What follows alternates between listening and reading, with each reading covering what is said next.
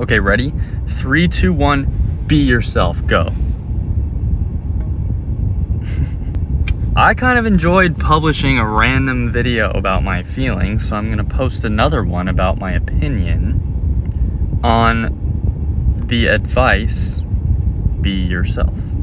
I think, now, no hate to anybody who has used this as a way of consolation, right? Like if you have told somebody to be themselves, cool. I know that your intentions were pure. I have told people to be themselves. I have told myself to be myself.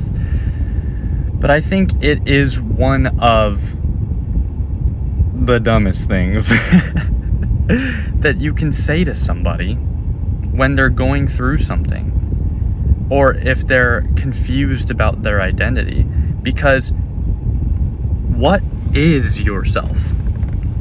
What is you? What is me?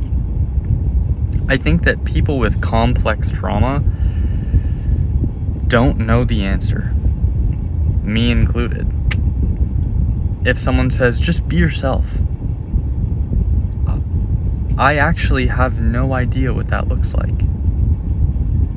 And so I think that I'm not going to provide a solution here. This is just my opinion. I'm going to link a video in the description that I'm about to watch on shame and how your childhood circumstances fueled shame and therefore fueled your lack of knowledge of who you are.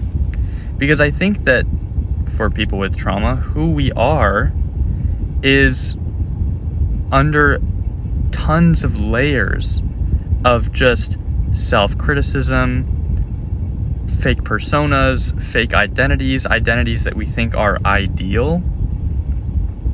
And so, like, I think that giving the advice of be yourself is good intentions, but it is so shallow and near impossible to follow up with that advice. And so again, I'm not providing any solutions. I will link a video in the description right now on how to absolve shame. But I really think that be yourself is like a cop-out for like when you don't know what to say to somebody who needs help.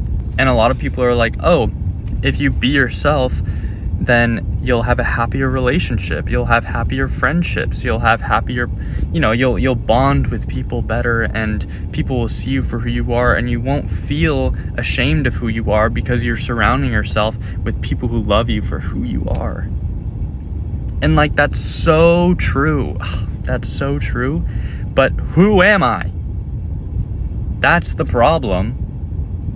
I don't think that many people realize that they have trauma, first of all, and second of all, know what to do with that trauma, and third of all, know who they are because of that trauma, right? Like, I was criticized heavily as a child.